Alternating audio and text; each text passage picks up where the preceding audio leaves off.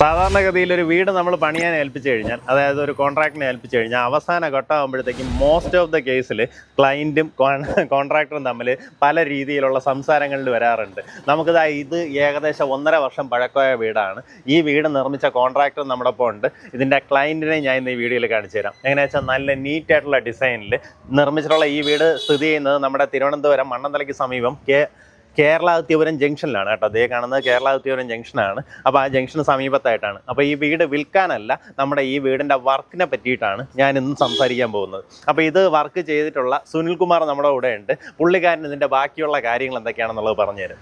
സുനിലേട്ടാ, ഈ വീട് ഇപ്പോൾ എത്ര ശരിക്കും 1.5 വർഷം പഴക്കമാണ്? ഇത് ഏകദേശം 1.5 വർഷം പഴക്കമുള്ള ഒരു വീടാണ്.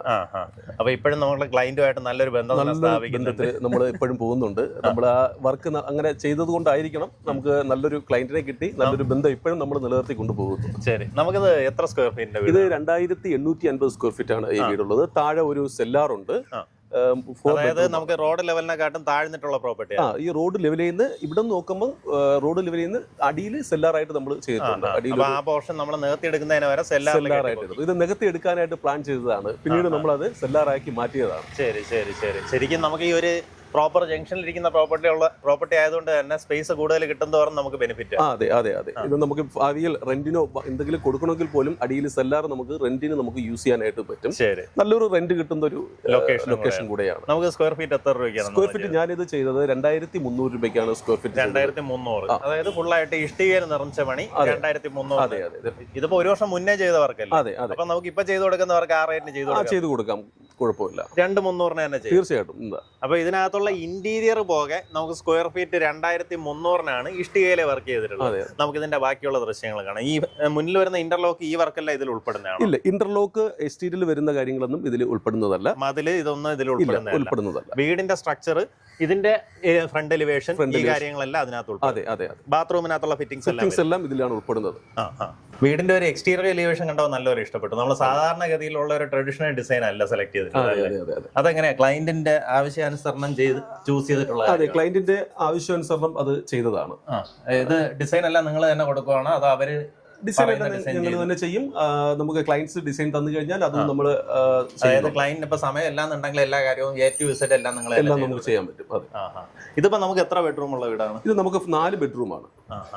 4 ബെഡ്റൂം. ഗ്രൗണ്ട് ഫ്ലോറിൽ 2, ഗ്രൗണ്ട് ഫ്ലോർ 2, ഫസ്റ്റ് ഫ്ലോറിൽ 2 ബെഡ്റൂം. സെല്ലാർ പോർഷനിൽ ഓപ്പൺ ആയിട്ട് ഇട്ടിരിക്കുകയാണ് ഇപ്പൊ ചെയ്യുന്നത്. നിലവിലൊന്നും ചെയ്തിട്ടില്ല, ഫുൾ ഓപ്പൺ ആയിട്ടാണ് ഇരിക്കുന്നത് സെല്ലാർ. ശരി ശരി ശരി. നമ്മൾ അവിടെ നോക്കുമ്പോൾ അടിയിൽ സെല്ലാർ ഉള്ളതായിട്ട് അറിയത്തില്ലേ വീട്ടില്. അപ്പൊ ഈ കാണുന്ന പോലെ നമ്മുടെ ലിവിംഗ് സ്പേസ്, അവിടെ ആയിട്ട് ഡൈനിങ്, 2 ബെഡ്റൂം, പിന്നെ കിച്ചൺ. അതാണ് നമ്മുടെ ഗ്രൗണ്ട് ഫ്ലോറിൽ വരുന്നത്. അതെ അതെ. ഞാൻ ഇപ്പോൾ ഈ ചെയ്തിരിക്കുന്ന വീടിൻ്റെ ഒരു ഓവറോൾ വ്യൂ എങ്ങനെയാണെന്ന് കാണിച്ചു തരാം കേട്ടോ. കയറി വരുമ്പോൾ തന്നെ നമ്മുടെ ലിവിംഗ് സ്പേസ് ആണ്. ഈ ഭാഗത്തായിട്ടൊരു പൂജാമുറി സജ്ജീകരിച്ചിട്ടുണ്ട്. നമുക്ക് ഈ ഗ്രൗണ്ട് ഫ്ലോറിൽ തന്നെ 2 ബെഡ്റൂംസ് വരുന്നുണ്ട്. അതുപോലെ നമുക്ക് ഈ കാണുന്ന ഒരു ലിവിംഗ് സ്പേസ്, ഡൈനിങ് ഏരിയ, അതിൻ്റെ വാഷെല്ലാം ഈ ഭാഗത്തായിട്ടാണ് സജ്ജീകരിച്ചിട്ടുള്ളത്.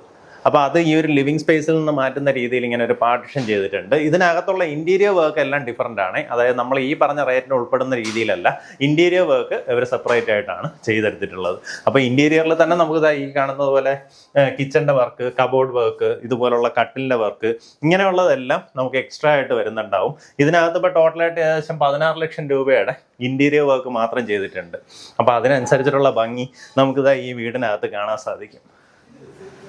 നമുക്ക് ഈ ഒരു ഫസ്റ്റ് ഫ്ലോറിലേക്ക് വരുമ്പോൾ എനിക്ക് വ്യത്യസ്തമായിട്ട് തോന്നിയത് ഈ കാണുന്ന പർഗോളാസ് കണ്ടോ. നമുക്ക് സാധാരണ കാണുന്ന ഒരു ഡിസൈനിൽ നിന്ന് ഇതിൽ ശരിക്കും GA പൈപ്പിൽ ഒരു ഫ്രെയിം ചെയ്തതിന് ശേഷം അതിലേക്ക് ജാളികൾ ഇങ്ങനെ വെച്ചിരിക്കുകയാണ്. അപ്പോൾ അത് കാണുമ്പോഴത്തേക്കും നമുക്ക് നാച്ചുറലായിട്ട് നല്ലൊരു പ്രകാശം അതുപോലെ തന്നെ വരുന്നുണ്ടാകും. പക്ഷേ അതിൻ്റെ മേളിൽ ഗ്ലാസ് ഇട്ടിട്ടുണ്ട്. അപ്പോൾ നമുക്ക് വെള്ളവും കാര്യങ്ങളൊന്നും അകത്തേക്ക് വരത്തുമില്ല. നമുക്ക് താഴത്തെ നിലയിലും ഈ കാണുന്ന പോലെ ഒരു കോമൺ സ്പേസ്, ഇവിടെ തന്നെ ഡൈനിങ് ഏരിയ, അതുപോലെ 2 ബെഡ്റൂംസ്, ആ രീതിയിൽ തന്നെയാണ് ഡിസൈൻ വന്നിട്ടുള്ളത്. മുൻവശത്തുള്ള ബാൽക്കണി ഏരിയയും കൂടെ കാണിച്ചു തരാം. അത്യാവശ്യം സ്പേഷ്യസ് ആയിട്ടുള്ള വലിയൊരു ബാൽക്കണി ഏരിയയാണ് വരുന്നത്. നോക്കിയേ, ഇവിടെ ആയാലും നമുക്ക് ആ ഒരു ജാളിയിലുള്ള വർക്ക് ചെയ്തിട്ടുണ്ട്.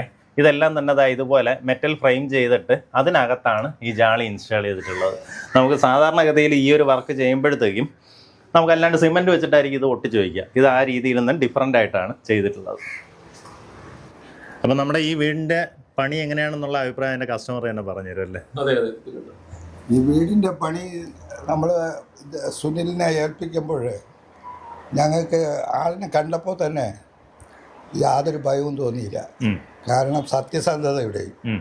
ആത്മാർത്ഥതയുടെയും ഒരു പ്രതീകം ആ മുഖത്ത് നിഴലിച്ചു. അത് ഞങ്ങൾക്ക് അതായത് നേരിട്ട് ഇടപെടാൻ പറ്റുന്ന ഒരാളാണ്. ഇടപെടുന്നതിന് മുമ്പേ വന്ന് കണ്ടപ്പോൾ തന്നെ അതിവിടെ മോനുമായിട്ട് സംസാരിക്കായി അദ്ദേഹം ഫസ്റ്റ് വിസിറ്റിൽ വന്നപ്പോൾ തന്നെ ഉം. ഞങ്ങൾക്ക് ഇമ്പ്രസ്സായി. ഉം, ഉം, അങ്ങനെ അദ്ദേഹത്തെ ഞങ്ങൾ ഏൽപ്പിച്ചപ്പോൾ ഞങ്ങൾക്ക് ഒരു ടെൻഷനും ഇല്ലാതെ ഞങ്ങളെ വീട് പണി തീർക്കാൻ പറ്റി. ഉം. അതിൻ്റെ സംതൃപ്തിയിൽ പറഞ്ഞ സമയത്തിനകത്ത് വർക്കെല്ലാം പറഞ്ഞ തീർത്ത്. സമയത്തിന് തീർത്തു എന്ന് മാത്രമല്ല എപ്പോഴും ആ ജോലിക്കാരെ വിടുന്നതിലും അവർ വന്ന് ഇനി ചെയ്യുന്നതിലുമുള്ള ആ ഒരു സിൻസിയറിറ്റി ഞങ്ങൾക്ക് ഒരു നഷ്ടബോധം തോന്നിയതേയില്ല. ഉം, ഉം, ഉം. പിന്നെ ഞങ്ങളെ വഞ്ചിക്കണം എന്നുള്ള ഒരു ലെവലേശം തോന്നിയില്ല, 1% പോലും തോന്നിയില്ല. 100% പ്യൂരിഫിക്കേഷൻ ആ.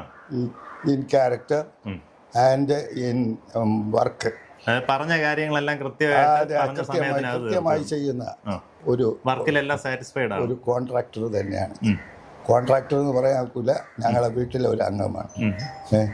അത്രത്തോളം ഞങ്ങളുമായിട്ട് ഇഴുകി പോകുന്ന ഒരു കോൺട്രാക്ടറാണ്.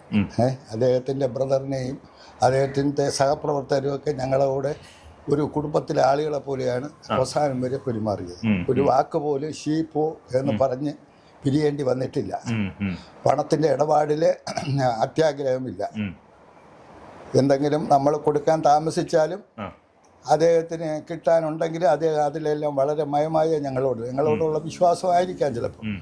എന്തിനായാലും ഇതിലൊക്കെ വളരെ തൃപ്തി തോന്നി. ഞങ്ങളെ വീട് റോഡ് വൈഡനിങ്ങിൽ ഞങ്ങളെ പഴയ വീട് ഇടിച്ചപ്പോൾ ഞാനും എൻ്റെ വൈഫും കൂടി തീരുമാനിച്ചതും സുനിലിനെ ഈ വർക്ക് കൊടുക്കണമെന്നാണ്. കാരണം ഇതിലുള്ള വേറൊരാള് വർക്ക് എടുക്കാൻ മാത്രമല്ല എൻ്റെ സഹപ്രവർത്തകരെ പലരെയും ഞാൻ ഇത് പറഞ്ഞ് ധരിപ്പിക്കുകയും അതിൽ ചില സഹപ്രവർത്തകർ ഇപ്പോൾ അദ്ദേഹത്തിന് വീട് പണിയുന്നതിനും പുതുക്കുന്നതിനുമല്ല അവസരം ഉണ്ടാകുകയും അദ്ദേഹം ഇപ്പോൾ വീട് കൺസ്ട്രക്ഷനിൽ ഇരിക്കുകയാണ് പൗളിക്കുളത്ത്.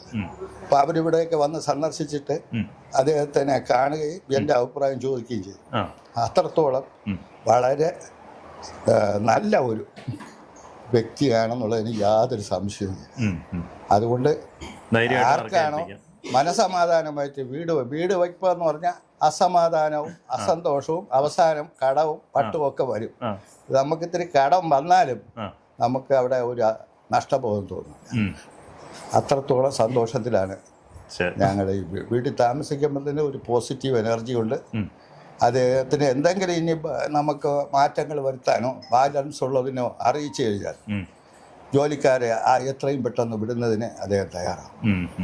അദ്ദേഹത്തിന് ഒരു നല്ലൊരു ഭാവി ഉണ്ടാകുമെന്നുള്ളതിന് സംശയമില്ല.